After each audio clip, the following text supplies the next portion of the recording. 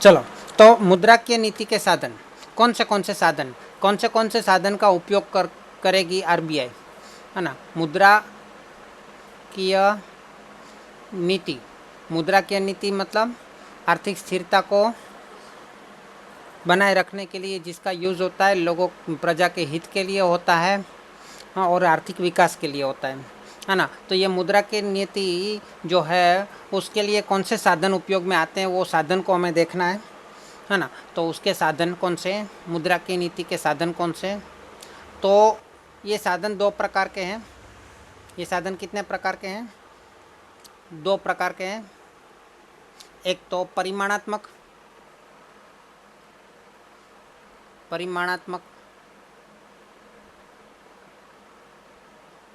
और दूसरा है गुणात्मक,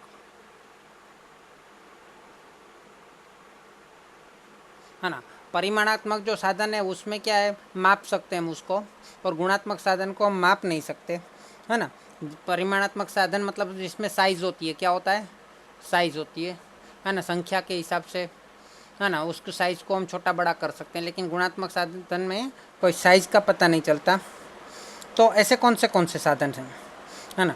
तो परिमाणात्मक साधन जो है वो देश के हर जगह पे, है ना, देश के हर अर्थतंत्र के, हर देश के मतलब पूरे अर्थतंत्र के ऊपर समान असर पहुंचाता है ना। इसलिए उसको जनरल मेजर्स भी कहा जाता है। क्या कहा जाता है? सामान्य साधन या फिर जनरल मेजर। साधन मतलब मेजर्स। तो उसमें कितने साधन है परिमाणात्मक में? तो उसमें टोटल 6 साधन है, नहीं 7 साधन दिए इसमें, 7 साधन है, ठीक है। तो पहला है बैंक रेट। बैंक रेट की मदद से, बैंक रेट को कम ज़्यादा करके, है ना, बैंक रेट को कम ज़्यादा करके आर्थिक स्थिरता बनाए रखने की कोशिश की जाती है।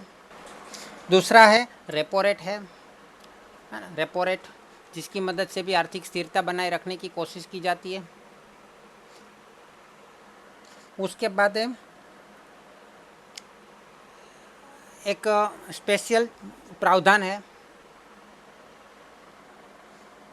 जो जिसको इमरजेंसी प्रावधान, इमरजेंसी क्या बोलते हैं उसको, marginal standing facility. Marginal standing facility मैं आपको समझाऊंगा। उसके बाद है, हमें पता है कैश रिजर्व रेशियो, है ना, रोकड़ अनामत, कैश रिजर्व रेशियो को रोकड़ अनामत के दर में परिवर्तन करके भी आर्थिक स्थिरता को बनाए रखने की कोशिश की जाती है ना। फिर उसके बाद होता है statutory liquidity ratio. Statutory liquidity ratio ये भी एक साधन है, उसका भी उपयोग किया जा सकता है ना। उसके बाद एक साधन है ओएमओ। ओएमओ मतलब ओपन मार्केट ऑपरेशन, खुला बाजार नीति कहवाय ने। खुला बाजार की, ओपन मार्केट मतलब खुला बाजार की नीति होती है ना। और एक यहाँ पे दिया है स्टरीलाइजेशन।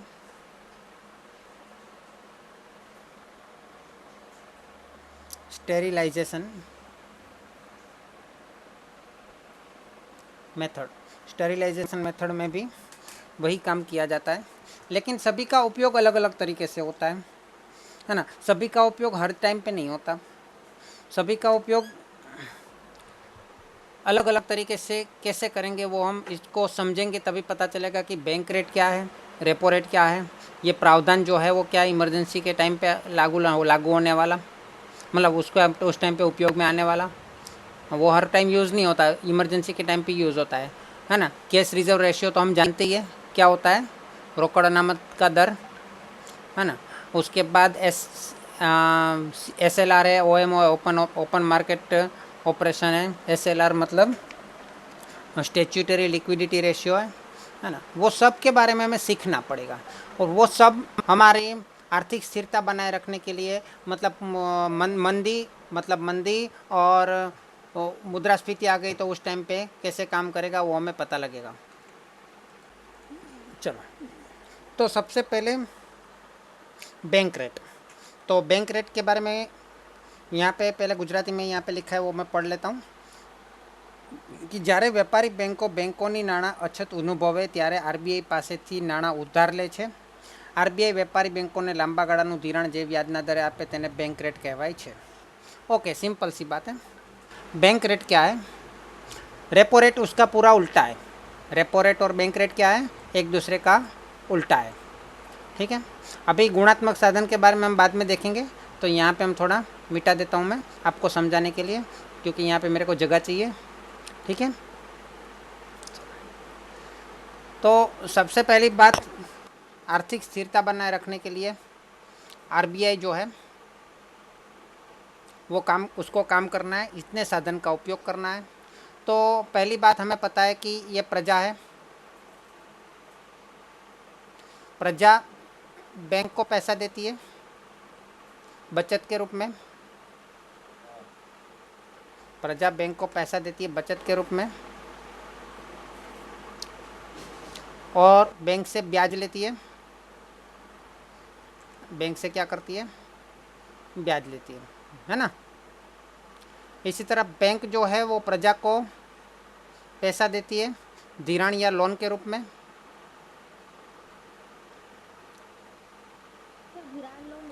हाँ, धिराण लोन एक ही है. लोन इंग्लिश शब्द है, धिराण गुजराती शब्द है, और हिंदी में इसको ऋण बोल सकते हैं शायद.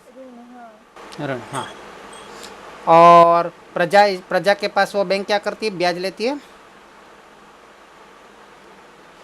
लेकिन हमें पता है कि जैसे प्रजा की बैंक है, उसी तरह बैंक के लिए बैंकों की बैंक कौन है? आरबीआई है, मध्यस्थ बैंक है. तो इसी तरह बैंक भी आरबीआई में पैसा जमा करवाती है. हाँ, और बैंक जो है वो भी आरबीआई से लोन लेती है. ठीक है. तो ये जमा करवाती है आरबीआई में और आरबीआई से लोन लेती है. अरे धिराण या लोन, हाँ, है ना. तो बैंक जो आरबीआई पे पैसा जमा करवाएगी तो बैंक उसको क्या देगा? आरबीआई क्या देगा? उसको ब्याज देगा. अच्छा, इसी तरह आरबीआई अगर बैंक को लोन देगी तो आरबीआई क्या करेगा? बैंक से ब्याज लेगा, है ना. जैसे कि बैंक जो है ये दोनों के ब्याज रेट में अंतर होता है, उसी तरह आरबीआई के ब्याज रेट में भी अंतर होता है ना. तो ये दोनों ब्याज का जो रेट होता है, ये दोनों रेट में से एक को बोलते हैं बैंक रेट और दूसरे को बोलते हैं रेपो रेट. सॉरी, दोनों को बैंक रेट ही बोलते हैं, एक दोनों अलग अलग तरीका का है, क्योंकि यहाँ पे लंबे अरसे का होता है. रेपो रेट में रिजर्व रेपो रेट होता है, वो उल्टा होता है. ये बैंक रेट और रेपो रेट तो सेम है, लेकिन एक दूसरा होता है reverse repo rate, reverse repo rate, है ना. अच्छा, हाँ, वही वो दोनों एक दूसरे का उल्टा होता है. देखता हूँ, मैं बताता हूँ आपको. तो बैंक रेट, जब व्यापारी बैंक को जब पैसा कम पड़ता है तब वो आरबीआई से पैसा लेती है ना. आरबीआई से पैसा लेती है मतलब लोन लेती है ना. तो उसको बोलते हैं, वहाँ पे जो ब्याज दर लगता है उसको क्या बोलते हैं? Repo rate, sorry, bank rate. Bank rate, bank को ब्याज देने का रेट. हाँ, बैंक जो जिस हिसाब से आरबीआई से पैसा लेती है उसका रेट, है ना. જ્યારે આરબીઆઈ બેંક રેટ વધારે ત્યારે વેપારી બેંકોને ધિરાણ લેવાનું મોંઘું પડે. તેઓ સામે પ્રજાને ઊંચા વ્યાજના દરે ધિરાણ આપે. વ્યાજનો દર વધતા પ્રજા ઓછું ધિરાણ લે અને આમ નાણાંનો પુરવઠો ઘટે. જ્યારે અર્થતંત્રમાં ફુગાવો હોય ત્યારે આરબીઆઈ બેંક રેટ વધારી નાણાંનો પુરવઠો ઘટાડે, જેથી ફુગાવો ઓછો થાય. મંદી હોય ત્યારે તેથી ઉલટું કરવામાં આવે. हाँ ना. अभी आप समझो कि प्रजा को अगर पैसा चाहिए तो वो किसके पास लोन लेगी? बैंक के पास. लेकिन बैंक के पास पैसा नहीं है तो बैंक किसके पास लोन लेगी? आरबीआई के पास, है ना. अभी प्रजा को आरबीआई जो है वो उसने बैंक रेट रखा. आरबीआई ने बैंक को जो जिस ब्याज दर पे लोन देने का ब्याज दर रखा, उस ब्याज दर को हम बैंक रेट कहेंगे. तो बैंक रेट उसका था, समझ लीजिए कि 6%.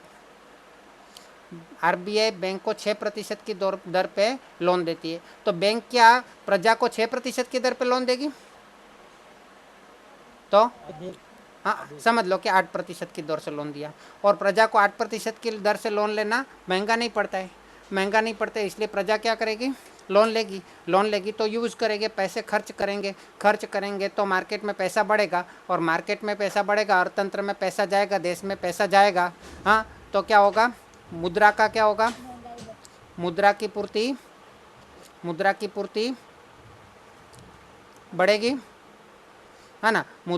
हाँ, मुद्रा की पूर्ति बढ़ेगी और मुद्रा की मांग के हिसाब से मुद्रा की पूर्ति बढ़ेगी तो लोगों की आय बढ़ेगी, लोगों की आय बढ़ेगी तो क्या होगा, मांग बढ़ेगी, और मांग बढ़ेगी तो क्या करेंगे लोग, मांग ज़्यादा हो जाएगी। हाँ, महंगाई बढ़ जाएगी, है ना, कीमतें ज़्यादा महंगी हो जाएगी, मतलब क्या बनेगा, मुद्रास्फीति होगा, मुद्रास्फीति का सर्जन होगा। अच्छा, अभी मुझे ये बताओ कि अभी आरबीआई ने अचानक क्या कर दिया, ये बैंक रेट को 6% की जगह पे उसने कर दिया 10%। अभी बैंक जो है वो प्रजा को कितने दर पे लोन देगी, 10% में देगी, 6% में देगी, 8% में देगी, कि ज़्यादा ज़्यादा ज़्यादा ब्याज लेगी।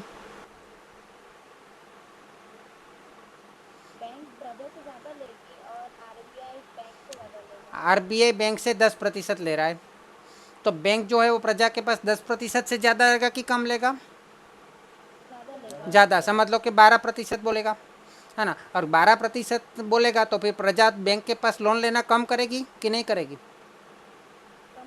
कम कर देगी, कम कम कर देगी तो फिर तो फिर बैंक भी आरबीआई के पास पैसा लेना कम कर देगा ना, क्योंकि उसको खाली खाली 10% देना पड़ेगा ना, क्योंकि प्रजा तो लोन ले नहीं रही है, तो बैंक क्या करेगी, वापस उसको पैसा भेज दे देगी, अगर लोन लिया भी है तो लोन चुका देगी वापस, है ना। तो पैसा कहाँ रहेगा, आरबीआई में रहेगा तो अर्थतंत्र में जाएगा, अर्थतंत्र में देश में वो पैसा जाएगा ही नहीं, लोगों की आय बढ़ेगी ही नहीं, तो लोगों की मांग भी नहीं बढ़ेगी, मांग नहीं बढ़ेगी तो मुद्रास्फीति में कंट्रोल आएगा, और मुद्रास्फीति में कंट्रोल आएगा, तो अपने आप उसको क्या बोलेंगे, आर्थिक स्थिरता बोलेंगे, है ना। लेकिन जब ये 10% बहुत टाइम तक चला, लोगों मार्केट में पैसा ही नहीं रहा, धीरे धीरे पैसा कम हो गया, तो क्या हो गया, मंदी का सर्जन हो गया, क्या हो गया, मंदी आ गई, मंदी आ गई, तो अभी आरबीआई क्या करेगी, वापस 10% की जगह क्या कर देगी, 6% कर देगी, 6% करेगी तो बैंक लोगों को 8% में लोन देना चालू कर देगी, क्योंकि उसको पता है कि मुझे पैसा कम पड़ेगा तो आरबीआई 6% में देने वाली है ना। आया समझ में ये टॉपिक। और तो आरबीआई तो लोगों के पास ज़्यादा पैसा जाएगा, आरबीआई के पास से कम, आरबीआई के पास से बैंक में, और बैंक के पास से प्रजा के पास, है ना। पैसा ज़्यादा जाएगा तो अपने आप मंदी में सुधार आना चालू हो जाएगा, क्योंकि लोगों की आय बढ़ेगी, आय बढ़ेगी तो मांग बढ़ेगी, तो लोगों मार्केट में पैसा घूमता रहेगा, ठीक है।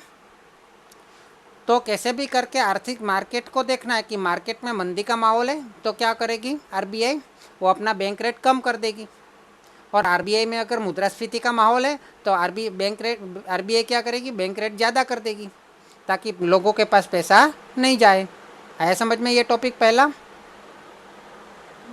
हाँ, तो आगे क्या लिखा है वो भी जरा पढ़ लेते हैं।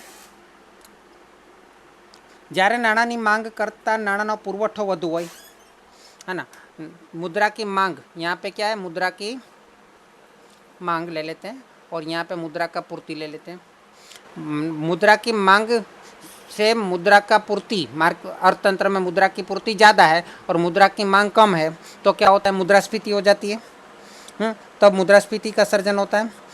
इससे उल्टा मुद्रा की मांग ज़्यादा है, लोगों को पैसे की ज़्यादा ज़रूरत है, हाँ, लेकिन मार्केट में पैसा है ही नहीं, जैसे कि अभी हो रहा है, अभी क्या हो रहा है, मार्केट में पैसा ही नहीं है किसी के पास, सब यही बोलते हैं हमारे पास पैसा ही नहीं है ना। मुद्रा की पूर्ति कम है, लोगों की मांग ज़्यादा है, तो क्या होगा, मंदी का सर्जन होगा, जैसे अभी हो रहा है ना। अभी लोगों को मार्केट में पैसा डालना है तो क्या करना पड़ेगा, आरबीआई को क्या करना पड़ेगा, अपना बैंक रेट कम करना पड़ेगा।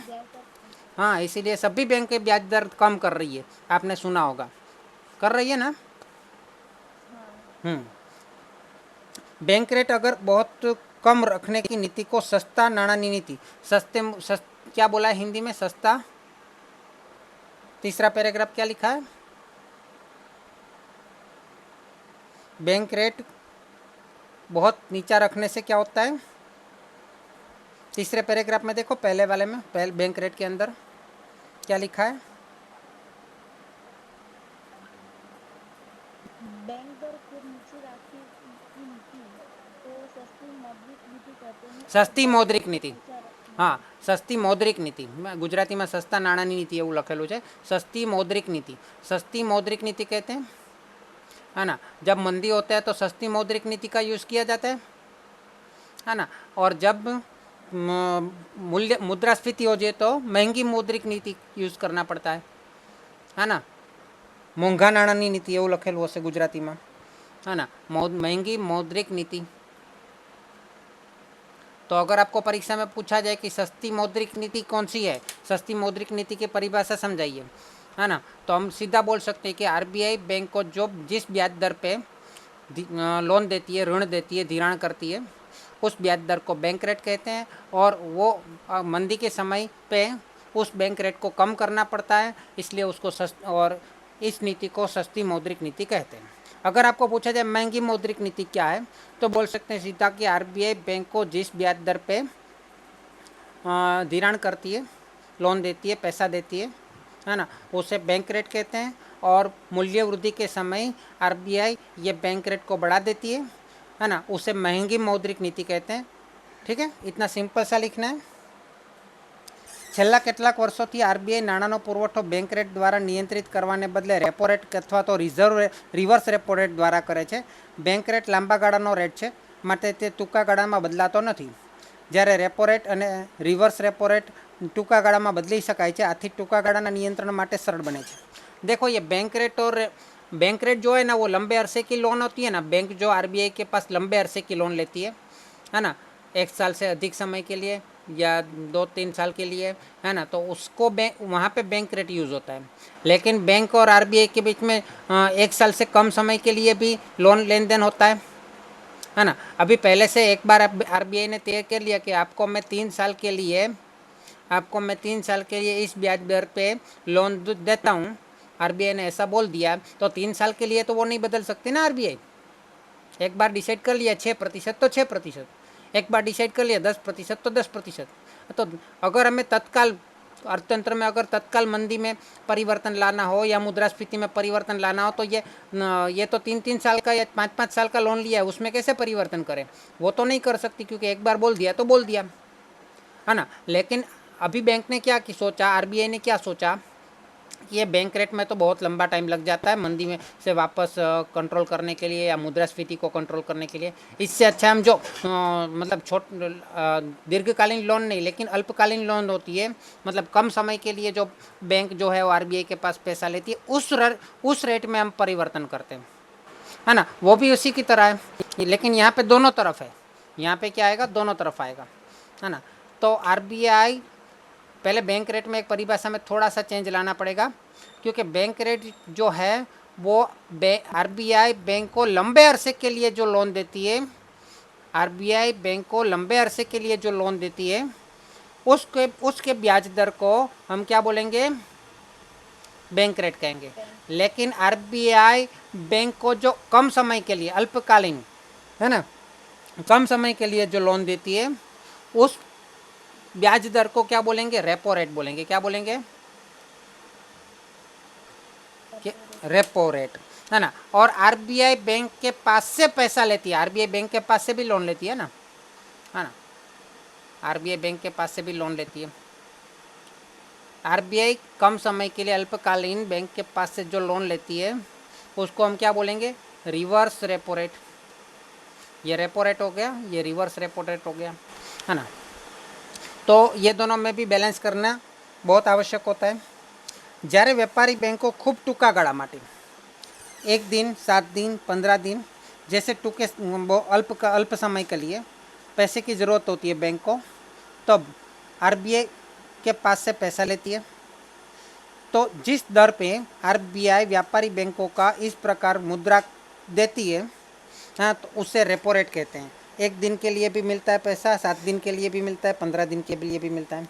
रेपो रेट में रेपो એટલે रीपर्चेज रेट. रेपो मतलब रीपर्चेज.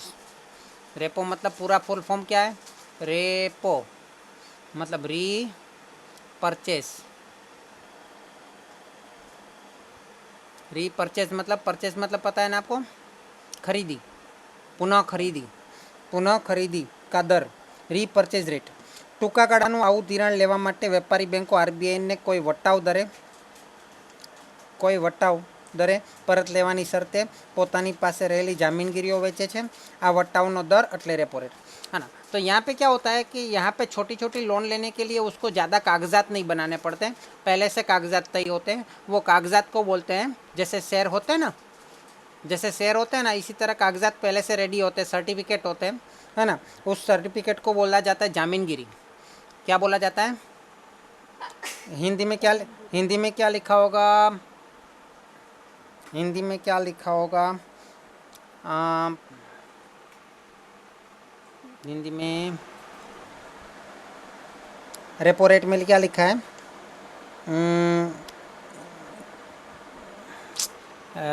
मस्त शब्द है, हिंदी में उसका अर्थ होता है प्रतिभूति, जामीनगिरी भी लिखा हो सकता है, सिक्योरिटी बोलते हैं हम, है ना। तो सिक्योरिटी जो होता है, प्रति मतलब जामीनगिरी जो होता है, वो एक दिन के लोन एक दिन के लिए बैंक को अगर लोन लेना है तो क्या बैंक पूरे उसके लिए कागज बनाएगी? कागज नहीं बनाएगी, है ना। एक दिन का, 7 दिन का, 15 दिन का जो भी होता है, वहाँ पे वो जामीनगिरी का एक सर्टिफिकेट होता है। वो सर्टिफिकेट उसको खरीदना पड़ता है या बेचना पड़ता है। जैसे शेयर को खरीद बिक्री करते हैं, उसी तरह उस जामीनगिरी को खरीद बिक्री करते हैं आरबीआई और बैंक। वो एक दिन का, 7 दिन का या 15 दिन का खरीद बिक्री करते हैं, तो वहाँ पे क्या होता है, एक ही बार ब्याज दर गिना जाता है। ब्याज दर किस बार गिना जाता है? एक ही बार, पहली बार ही काट लिया जाता है ना। अगर आरबीआई 100 रुपये की जामीनगिरी, अगर आरबीआई 100 रुपये की जामीनगिरी बैंक को देता है ना, अगर उसके ऊपर 2% रखा है बट्टा, कितना रखा है? 2% बट्टा रखा है या 1% बट्टा रखा है, तो आरबीआई क्या करेगी? इसको जामीनगिरी बैंक को देगी और बैंक उसको क्या करेगा? 99 रुपये दे देगा। कितना दे देगा? 99। हाँ, तो इसका अर्थ ये हुआ कि अगर 7 दिन के लिए 1 रुपया रखा है उसने, तो जब वो जामीन 7 दिन हो जाएगा तो आरबीआई को क्या करना पड़ेगा? वापस देते समय 100 रुपया पूरा देना पड़ेगा। क्या करना पड़ेगा? वापस देते समय 100 रुपया पूरा देना पड़ेगा। इसलिए इस 1 रुपये को ब्याज दर नहीं बोलते, बट्टा दर बोलते हैं। क्या बोलते हैं? बट्टा, है ना। 1 रुपया कम दिया ना, इसलिए डिस्काउंट मिला ना।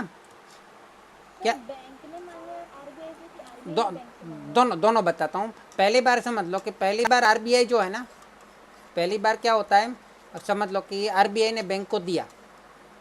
आरबीआई ने बैंक, मतलब आरबीआई को पैसा चाहिए। आरबीआई को क्या चाहिए? पैसा चाहिए। इसलिए आरबीआई ने क्या किया? बैंक को बेचा। बैंक को 100 रुपये का जामीनगिरी 7 दिन के लिए बेचा। कितने दिन के लिए बेचा? 7 दिन के लिए बेचा। 7 दिन के लिए बेचा तो एक्चुअली उसको 100 रुपये मिलना चाहिए। हाँ, लेकिन वो उसको बैंक कितना देगी? 99 रुपया देगी, क्योंकि 7 दिन का ब्याज तो मिलना चाहिए ना बैंक को। तो वो 7 दिन का ब्याज जो है 1 रुपया बैंक ने काट लिया, 99 रुपया आरबीआई को दिया। और 7 दिन के बाद आरबीआई के पास वापस वो ले लेगी। क्या ले लेगी? पैसा ले लेगी और जामीनगिरी दे देगी। जामीनगिरी दे देगी। हाँ, तो जामीनगिरी उसको वापस दे दिया और पैसा ले लिया। कितना लिया पैसा 7 दिन के बाद? 100 रुपये। हाँ, 100 रुपया पूरा, क्योंकि वो 1 रुपया तो ब्याज का था, है ना। इसको बोलते हैं रिवर्स रेपो रेट। 1 रुपया जो है ना वो। अच्छा, अभी आरबीआई अगर बैंक को पैसा चाहिए तो बैंक वही ऐसी जामीनगिरी बैंक के पास होती है। ऐसी जामीनगिरी बैंक के पास होती है। वो बैंक जो है वो जामीनगिरी आरबीआई को बेचेगी।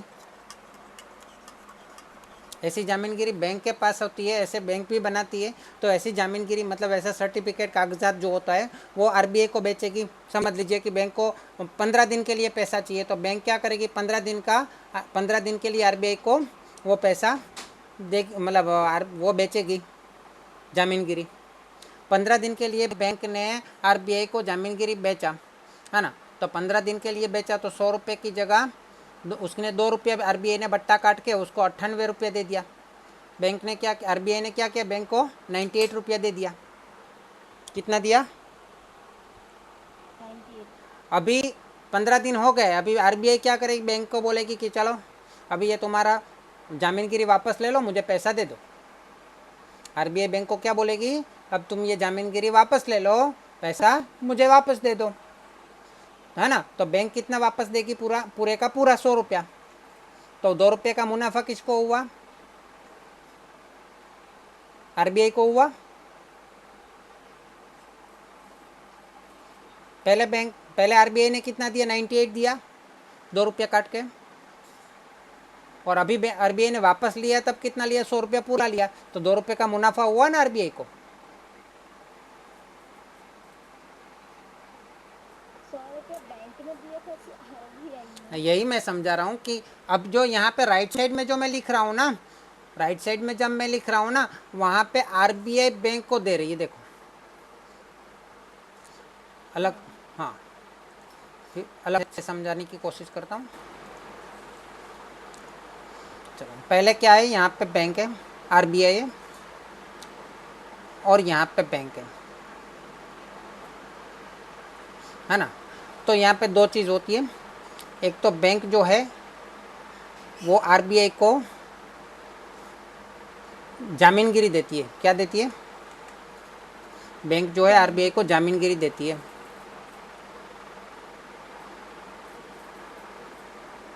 ना। तो आरबीआई उसको क्या देगी, पैसा देगी। आरबीआई उसको क्या देगी, पैसा देगी, मुद्रा देगी। तो बैंक आरबीआई को जब जामीनगिरी देगी, बैंक को अगर पैसा चाहिए तो वो जामीनगिरी बेचेगी साथ, है ना। और आरबीआई उसको उतने समय के लिए, मतलब जितने समय के लिए वो जामीनगिरी बेची होगी, उतने समय के लिए, उतने समय का पैसा आरबीआई काट के बैंक को दे देगी, है ना। समझ लो कि बैंक को 100 रुपया चाहिए, तो बैंक क्या करेगी, जामीनगिरी 100 रुपये की जामीनगिरी आरबीआई को देगी। और आरबीआई क्या उसको कितना रुपया देगा, 100 में से 1 रुपया काट के, अगर 7 दिन के लिए लिया है तो 99 रुपया उसको देगा। लेकिन उसका समय कितना था, 7 दिन का था। तो 7 दिन के बाद तो आरबीआई वो जामीनगिरी उसको वापस कर देगी ना। 7 दिन के बाद तो आरबीआई क्या करेगी कि भाई ये जामीनगिरी वापस ले लो, मुझे पैसा वापस दे दो। तो वापस लेगी तो कितना लेगी, पूरा 100 रुपये पूरा 100 रुपया। तो किसको फ़ायदा हुआ, आरबीआई को। कितना, तो 1 रुपया मतलब प्रॉफिट मिला। 1 रुपया प्रॉफिट मिला। उस प्रॉफिट को क्या बोलते हैं, बट्टा बोलते हैं। क्या बोलते हैं, बट्टा। हाँ, मतलब बट्टा क्यों बोलते हैं, क्योंकि पहली बार में काट लेते हैं ना। ब्याज में क्या होता है, बाद में उसको अलग से चुकाया जाता है, जबकि बट्टा अलग से नहीं चुकाया जाता, उसको पहले से काट लिया जाता है, इसलिए उसको बट्टा बोलते हैं। होता है ब्याज जैसा ही होता है, कैलकुलेशन पूरा ब्याज जैसा होता है, रेट पूरा ब्याज जैसा होता है, लेकिन उसको पहले से काट लिया जाता है, इसलिए उसको वर्ड क्या दिया है, बट्टा बोला है ना। और इसको बोलते हैं रेपो रेट। क्या बोलते हैं, आरबीआई को जब हाँ, इसमें आरबीआई को मुनाफा होता है, इसलिए उसको रेपो रेट बोलते हैं, रेपो रेट। ठीक है। अब दूसरी परिस्थिति देखते हैं, आरबीआई को पैसा चाहिए, आरबीआई को पैसा चाहिए, तो वो क्या करेगी, बैंक को अपनी जामीनगिरी बेचेगी, जामीनगिरी बेचेगी।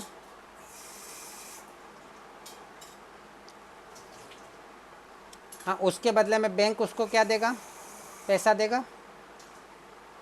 समझ लो कि आरबीआई को भी 7 दिन के लिए पैसा चाहिए, तो बैंक उसको कितना रुपया देगा, पहले 99 रुपये देगा। अभी 7 दिन के बाद आरबीआई जो है, बैंक जो है वो बोले कि भाई 7 दिन हो गए, मेरे को मेरा जामीनगिरी वापस दे दो, जामीनगिरी वापस ले लो, पैसा मुझे वापस दे दो। तो बैंक क्या करेगी, अपनी जामीनगिरी, वो जो जामीनगिरी है उसको आरबीआई को वापस कर देगी, आरबीआई को। वापस करेगी। तो पैसा उसको कितना मिलेगा, बैंक को 1 रुपया नहीं, बट्टा मिलेगा, लेकिन अभी तो 100 रुपया पूरा मिलेगा ना। उसने 99 रुपये दिया था, और 7 दिन के बाद 100 रुपया पूरा मिल जाएगा, तो उसको 7 दिन का फ़ायदा कितना हुआ, 1 रुपया। तो इस बार किसको, 1 रुपया हो गया। नहीं 101 नहीं हुआ, पहले उसने, मतलब एक हाँ, प्रॉफिट का में 100 जो दिया था, मतलब वो। नहीं प्रॉफिट का तो मिला ही नहीं ना उसको। क्या है, उसने 99 दिया था और 100 रुपया मिल गया, ऐसा बस। सिंपल, उसने दिया था कितना 99, मिला कितना? हाँ, आया समझ में? ये 1 रुपया कम क्यों दिया था उसने? क्योंकि 7 दिन का ब्याज लगता है कि नहीं? 7 दिन का ब्याज लगेगा ना,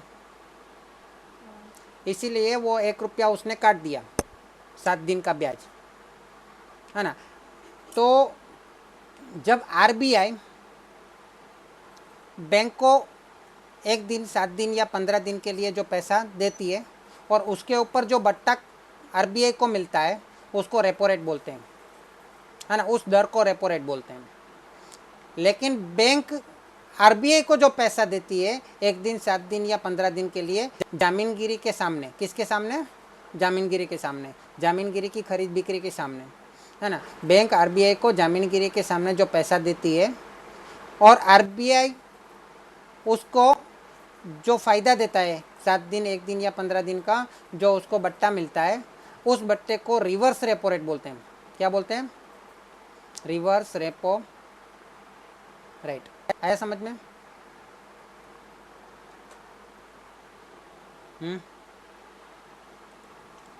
तो रिवर्स रेपो रेट में क्या, किसको फ़ायदा होता है? बैंक को। रेपो रेट में किसको फ़ायदा होता है? आरबीआई को, है ना। तो अभी जैसे तुमने बोला कि ज़्यादातर तो आरबीआई को अपना फ़ायदा देखेगी, इसलिए रिवर्स रेपो रेट को क्या रखेगी? कम रखेगी और रेपो रेट को ज़्यादा रखेगी, है ना। लेकिन जब उसको क्या करना है, आरबीआई को मार्केट में पैसा बढ़ाना है, मार्केट में मार्केट में मंदी हो गई है, मार्केट में मंदी हो गई है, तो क्या करेगी आरबीआई? अपना फ़ायदा कम देखेगी और रेपो रेट को क्या कर देगी? कम कर देगी। हाँ, तो बैंक ज़्यादा से ज़्यादा पैसा प्राप्त करने की कोशिश करेगी कि क्यों, कम रेपो रेट है तो अच्छा है, अच्छा मतलब आरबीआई कम पैसा ले रही है ना, तो बैंक को तो फ़ायदा हो जाएगा ज़्यादा। और वही पैसा लेके बैंक क्या करेगी? प्रजा को लोन देगी। वही पैसे से बैंक क्या करेगी? प्रजा को लोन देगी, है ना। और प्रजा को ज़्यादा लोन देगी तो मार्केट में पैसा बढ़ेगा, और मार्केट में पैसा बढ़ेगा तो क्या होगा? मंदी का माहौल, बैलेंस आना शुरू हो जाएगा, मंदी का माहौल कम होगा, क्योंकि मार्केट में पैसा बढ़ेगा तो लोगों की आय, मुद्रा की पूर्ति बढ़ेगी, मुद्रा की पूर्ति बढ़ेगी तो आय बढ़ेगी, आय बढ़ेगी तो मांग बढ़ेगी और मुद्रास्फीति मंदी कम होगी। लेकिन जब मुद्रास्फीति आ जाती है तो आरबीआई क्या करती है? मुद्रास्फीति के समय तो आरबीआई अपना फ़ायदा देखती है, रिवर्स रेपो रेट को कम कर देगी, रेपो रेट को बढ़ाएगी।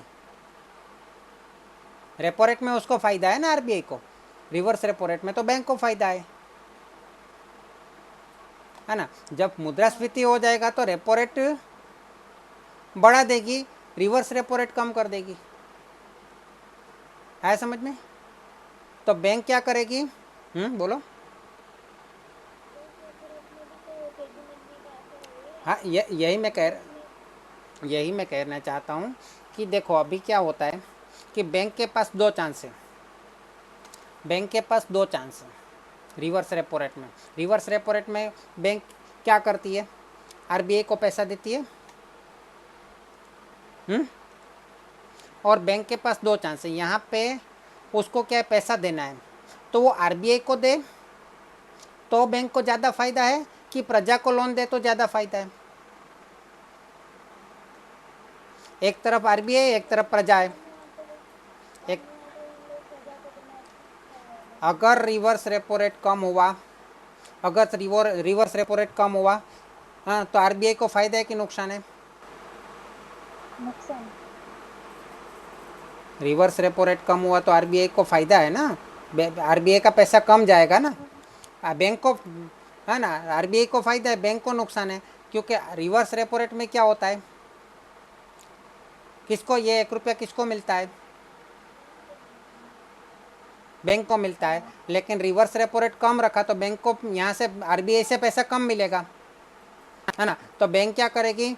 आरबीआई को पैसा नहीं लौटाएगी, किसको देगी? वो प्रजा को लोन देगी, है ना। तो रिवर्स रेपो रेट कम रखेंगे तो बैंक क्या करेगी? प्रजा को लोन देगी, आरबीआई को नहीं देगी। रिवर्स रेपो रेट अगर ज़्यादा कर दिया तो बैंक क्या करेगी? प्रजा को लोन देने की जगह आरबीआई को लोन देगी। आया समझ में? इसी तरह यहाँ पे भी ऐसा है, प्रजा के पास बैंक बचत स्वीकार करती है ना, बैंक बचत स्वीकार करती है प्रजा के पास सेविंग अकाउंट या अकाउंट से, अलग अलग प्रकार के अकाउंट से। तो वो अकाउंट से प्रजा के पास पैसा लेगी तो बैंक को ज़्यादा फायदा है कि आरबीआई के पास पैसा लेगी तो ज़्यादा फायदा है? बैंक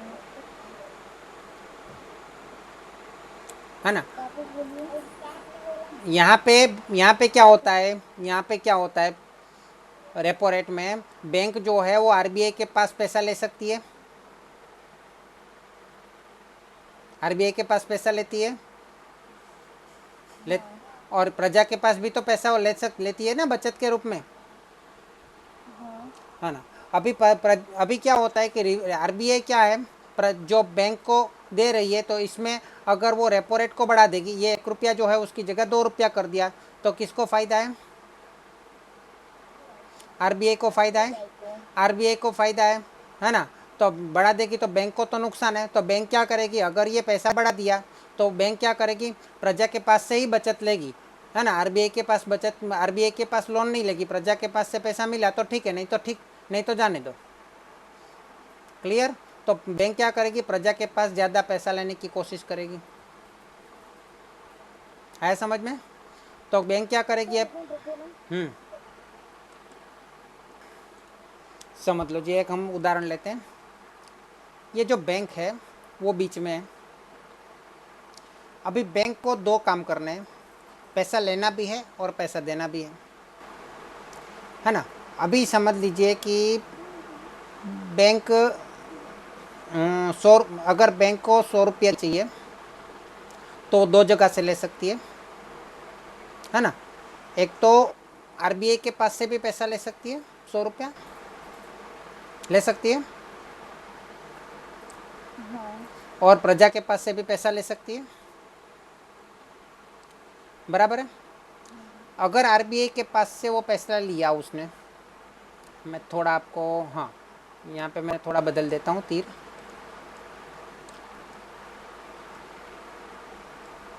हाँ आरबीआई के पास से उसने पैसा लिया, आरबीआई के पास से भी पैसा ले सकती है और प्रजा के पास से भी पैसा ले सकती है। अभी प्रजा के पास से जब वो पैसा ले रही है उसका प्रतिशत रखा है बैंक ने 6%, और आरबीआई के पास से पैसा लेना है, उस टाइम पे आरबीआई ने अपना प्रतिशत रख दिया 5%। तो अभी बैंक जो है वो किसके पास पैसा लेगी? अगर प्रजा के पास, यहाँ पे क्या है कि प्रजा के पास से अगर 100 रुपया लेती है तो बैंक प्रजा को 6% चुकाएगी, 6 रुपया चुकाएगी, है ना। लेकिन अगर वो आरबीआई के पास पैसा लेती है तो बैंक जो है वो आरबीआई को कितना पैसा चुकाएगी? 5% चुकाएगी, 5 रुपया चुकाएगी, क्योंकि 5% है। तो अभी बैंक को क्या करना चाहिए, आरबीआई के पास से लेना चाहिए कि प्रजा के पास से लेना चाहिए? प्रजा के पास से। प्रजा के पास से लेंगे तो फिर ज़्यादा 6 रुपया चुकाना पड़ेगा ना।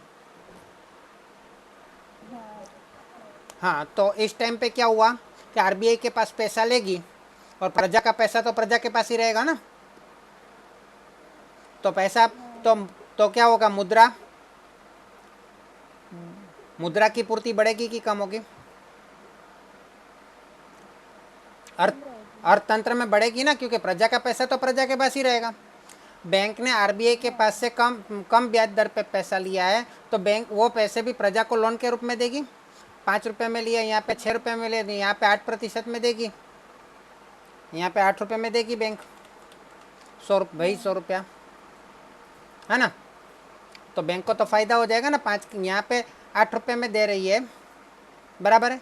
तो यहाँ पे उसका 5 रुपया जा रहा था, यहाँ पे 6 रुपया जा रहा था। अगर प्रजा के पास लेगी तो उसको 2 रुपये का ही मुनाफा हो रहा है, देखो 6 के सामने 8। लेकिन अगर आरबीआई के पास लेगी तो उसको 3 रुपये का मुनाफा हो रहा है बैंक को। तो बैंक क्या करेगी, 3 रुपये का मुनाफा लेगी कि 2 रुपये का? नहीं समझ आ रहा। बैंक जो है मार्केट में लोगों को लोन देती है ना, तो 100 रुपये के सामने 8 रुपया ब्याज लेती है ना। अब तो बैंक जो है अगर आरबीआई के पास पैसा लेगी तो उसको 5 रुपया चुकाना पड़ेगा।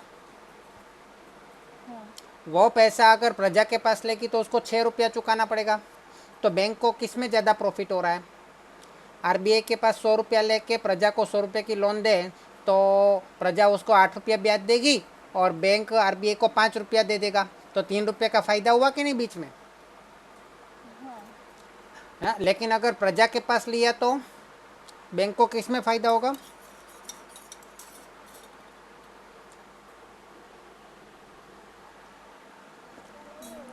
प्रजा के मतलब प्रजा के पास लिया तो 2 रुपये का फ़ायदा होगा और आरबीआई के पास लिया तो 3 रुपये का फ़ायदा हो रहा है। तो बैंक जो आरबीआई को पैसा देती है, मतलब ब्याज देती है ना, आरबीआई के पास पैसा लेती है, उसको क्या बोलते हैं? रेपो रेट बोलते हैं।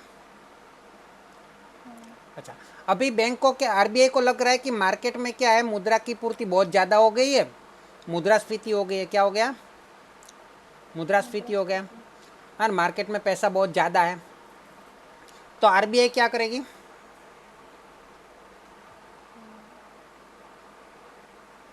आरबीआई क्या कर, अब रेपो रेट का प्राइस 5 की जगह पे 7 कर देगी या 8 कर देगी। कितना कर? 8 कर देगी। कितना कर देगी? 8 कर देगी। अभी क्या हुआ? अभी बैंक किसके पास लेगी? 8 रुपये में लेके 8 रुपये की लोन देगी, नहीं। तो बैंक को मुनाफा नहीं घाटा होगा, क्योंकि हाँ, या एक तो 10 रुपये, एक तो यहाँ पे 10 रुपये करने की कोशिश कर देगी, है ना।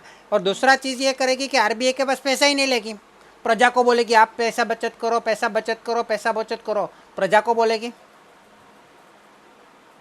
हाँ, प्रजा को क्या करेंगे? प्रोत्साहन करेगी बैंक बचत करने के लिए कि आप ज़्यादा से ज़्यादा पैसा बचत करो, बचत खाता खुलवाओ, ये खाता खुलवाओ, फिक्स डिपॉजिट करवाओ। बैंक अपने अपने हिसाब से प्रजा में प्रोत्साहन करेगी बचत करने के लिए, क्योंकि बैंक प्रजा को कितने में दे रही है? वो तो 6 रुपये में ही दे रही है ना, है ना। तो 6 रुपये में 100 रुपया लेगी और वही 100 रुपया प्रजा को देगी, तब वहाँ से कितना लेगी? 10। तो अभी क्या करेंगे? प्रजा क्या करेगी? अपना पैसा जमा करेगी ज़्यादा से ज़्यादा, हाँ। तो मार्केट में से मुद्रा कोई पूर्ति कम होने लगेगी हाँ। और ज़्यादा प्रतिशत होगा तो लोग लोन लेंगे कि नहीं लेंगे? 8 की जगह 10% हो जाएगा तो प्रजा लोन कम कर देगी लेना, हाँ ना, कम करेगी। इसलिए भी मार्केट में पैसा कम जाएगा, मार्केट में जाएगा कम, आएगा ज़्यादा, मार्केट से पैसा आएगा ज़्यादा। और जबकि बैंक ने रिवर्स, मतलब रेपो रेट कम कर, रेपो रेट बढ़ा दिया है, वो रिवर्स रेपो रेट कम कर देगी, वो 6% कर देगी। रिवर्स रेपो रेट कम कर देगी, वो 6% कर देगी। मतलब क्या?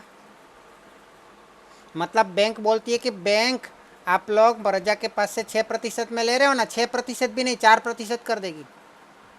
आप प्रजा के पास से 6 रुपये में पैसा ले रहे हो ना, अरे वो भी बढ़ा, वो खुद बढ़ा देगी, सॉरी, ये भी बढ़ा देगी। तो प्रजा के पास से 6 रुपये में ले रहे हो ना, हम आपको 10 रुपये, मतलब आप प्रजा को 10 रुपये की लोन दे रहे हो, प्रजा लोन नहीं ले रही है ना, प्रजा बोल रही है कि 8 रुपया हम 8 रुपया ही ब्याज देंगे, ऐसा बोल रही है ना। हम आपको 10 रुपया दे देते हैं ब्याज का। कितना दे देते हैं? तो बैंक क्या करेगी? किसको लोन देगी? प्रजा को लोन देगी कि आरबीआई को? जब बैंक आरबीआई उसको ज़्यादा प्रतिशत ब्याज देगी तो, है ना। इसको बोलेंगे रिवर्स रेपो रेट, इसको बोलेंगे रिवर्स रेपो रेट। तो उस बैंक ने, कि आरबीआई ने क्या किया? रेपो रेट भी बढ़ा दिया और रिवर्स रेपो रेट भी बढ़ा दिया, है ना। तो रेपो रेट बढ़ा दिया तो क्या हुआ? बैंक ने आरबीआई से पैसा लेना कम कर दिया। और रिवर्स रेपो रेट बढ़ा दिया तो क्या? बैंक को आरबीआई से पैसा प्राप्त, बैंक को आरबीआई, मतलब बैंक ने आरबीआई को पैसा देना शुरू कर दिया। तो पूरा पैसा आखिर में कहाँ चला जाएगा? ज़्यादातर पैसा तो अर्थतंत्र में पैसा रहेगा, अर्थतंत्र में पैसा कम हो जाएगा ना, क्योंकि अर्थतंत्र में ना प्रजा के पास से पैसा ले लिया बचत के तौर पे और प्रजा को लोन नहीं दी जा रही है, प्रजा लोन नहीं ले रही है, प्रजा को लोन दे ही नहीं रहे बैंक। बैंक किसको लोन दे रही है? आरबीआई को दे रही है। हाँ, तो प्रजा को लोन देगी नहीं तो मार्केट में पैसा रहेगा नहीं, रहेगा नहीं तो मुद्रास्फीति रहेगी, क्योंकि मुद्रा की पूर्ति कम हो जाएगी। कैसा आइडिया है?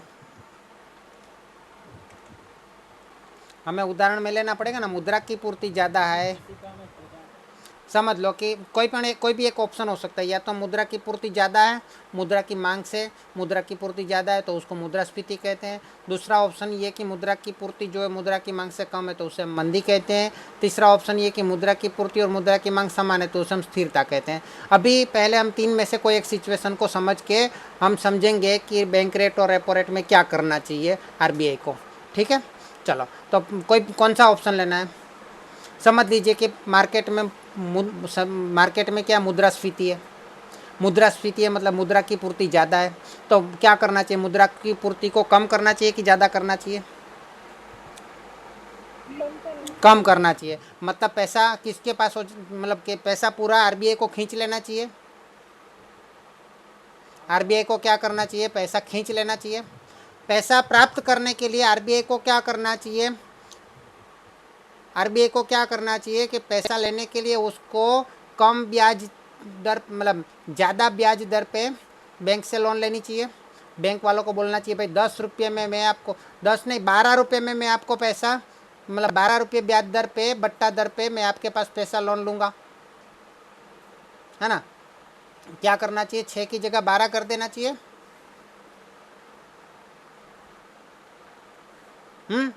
और बैंक क्या, हाँ अभी बैंक को 12 रुपया, 100 रुपये के सामने 12 रुपया अगर RBI से मिल रहा है ना, और बैंक को पब्लिक के पास से 100 रुपये के सामने 10 रुपये में मिल रहा है पैसा, मतलब 10 रुपया मिल रहा है।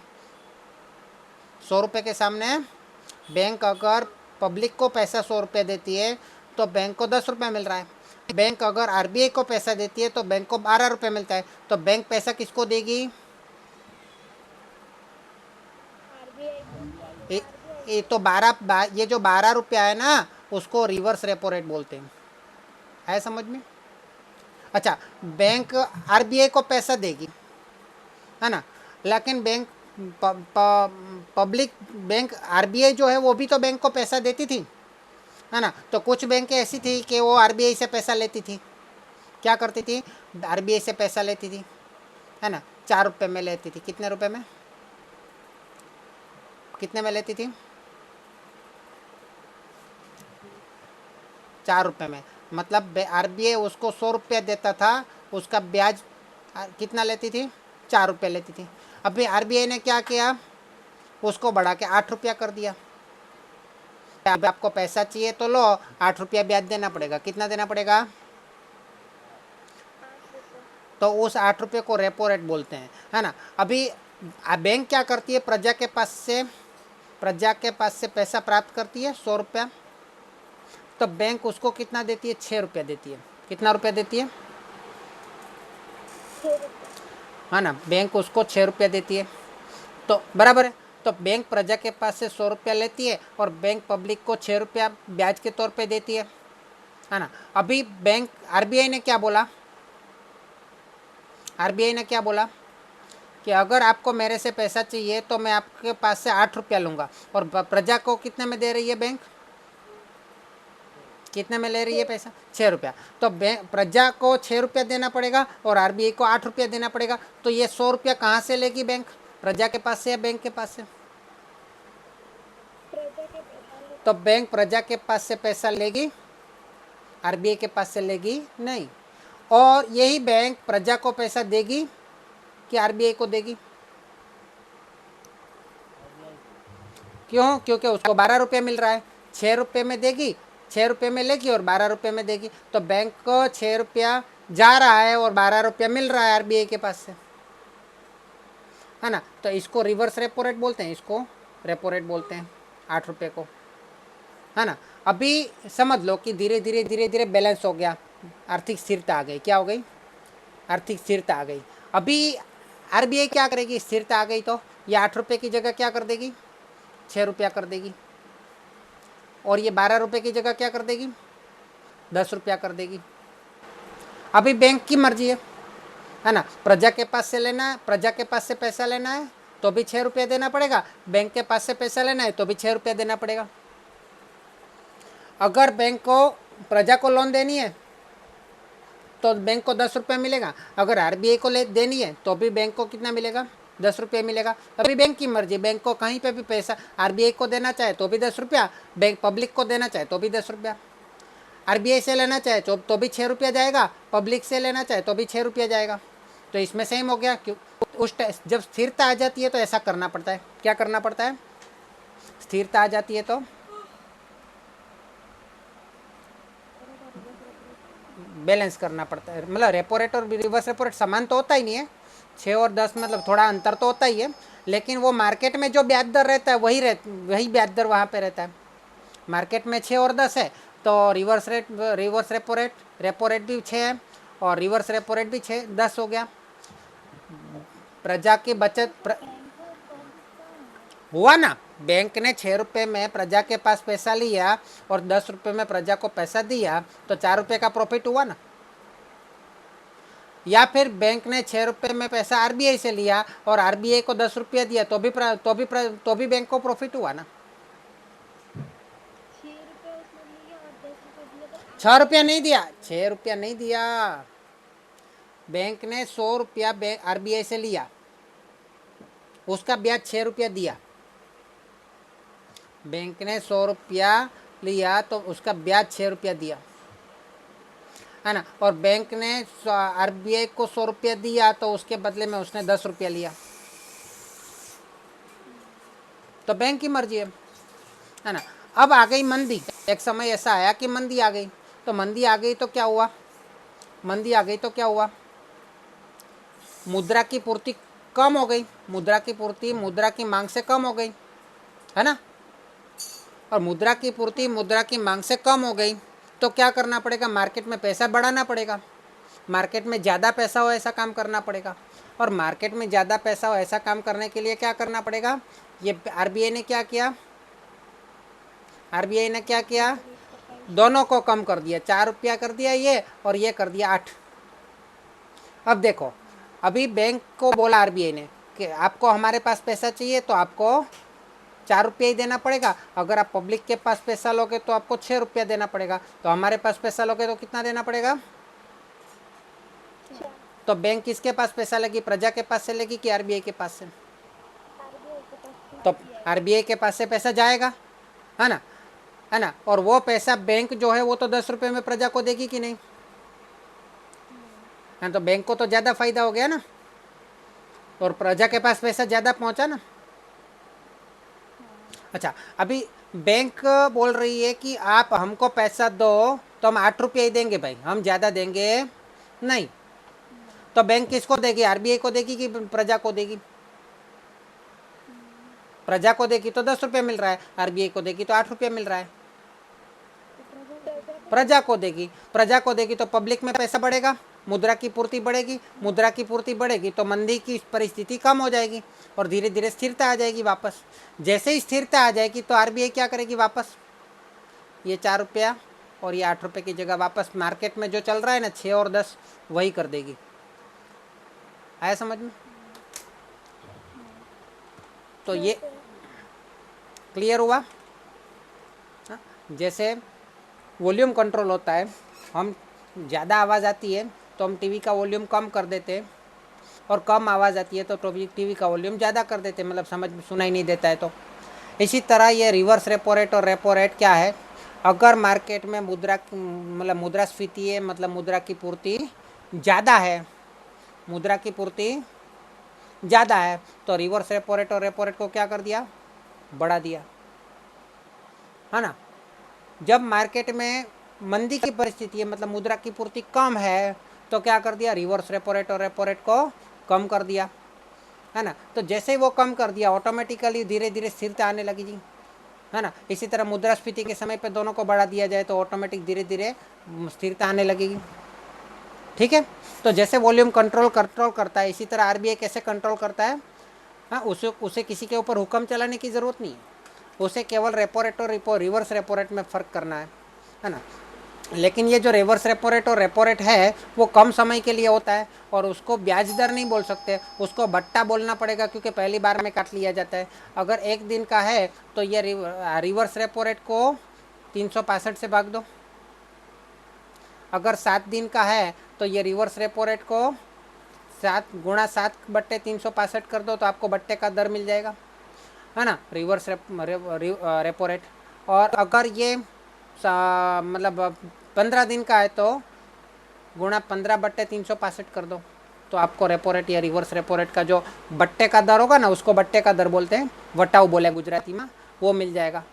ठीक है, क्योंकि ये तो पूरे साल का दर है, 6 रुपया या 10 रुपया, है ना, पूरे साल का है, तो उसको एक दिन का गिनना है तो 365 से भागना पड़ेगा, है ना। 7 दिन का गिनना है तो गुणा 7 करके 365 से भागना पड़ेगा, या 365 से भाग के गुणा 7 करना पड़ेगा। 15 दिन का है तो भागा 365 करके 15 से गुणा करना पड़ेगा। उस हिसाब से मैं रेपो रेट और रिवर्स रेपो रेट का सही बट्टे का दर मिलेगा। ठीक है।